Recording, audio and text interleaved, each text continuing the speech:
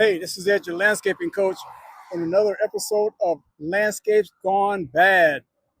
This is the wrong place, wrong plant, wrong place episode with some grasses that are, I don't think that they were actually planted here on purpose, strategically.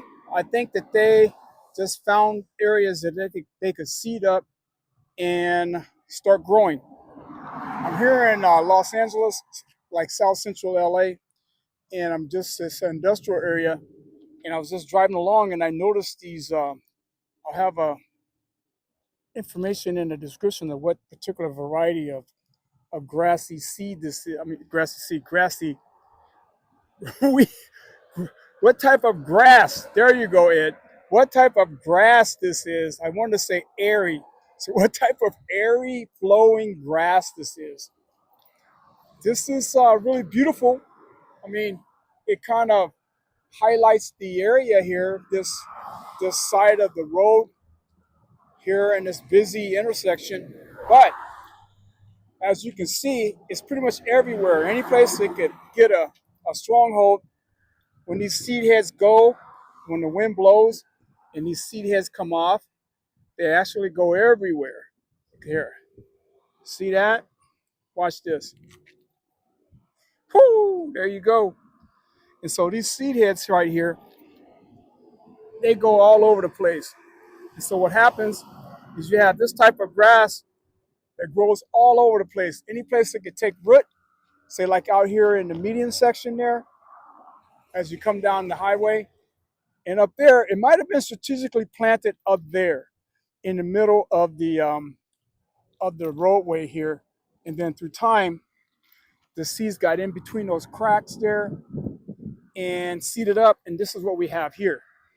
So the whole gist of this video is to let you know that you got to be careful of what type of grasses you want to put on your property, especially here in the Southwest, in Southern California. You got a lot of times you see these grasses that people have, and you go, oh, wow, it's flowing. It looks so great. It's just beautiful. Well, yeah, but it needs to be in an area where you don't mind it taking over, because once it goes to seed, you have families like this that show up. Check this out. This is just a mess. And depending on where you plant them or where they take up, these are actually like a fire hazard, because if it goes to a certain period of time, it's green, but with this stuff here, these seed heads and stuff like that, they are prone to kind of flame up here. So they're like, let's see that one up at the top. That one's all dry. That's like a torch. So some embers get on that thing and it's goodbye. Goodbye plant and whatever else is in the area. So be careful what type of grasses you choose to want to put in. On a slope area where it's not really close to the house, if you want to have something that'll hold the slope, I think this will be a great idea possibly to put this type of grass in. If you want some height and stuff like that going on.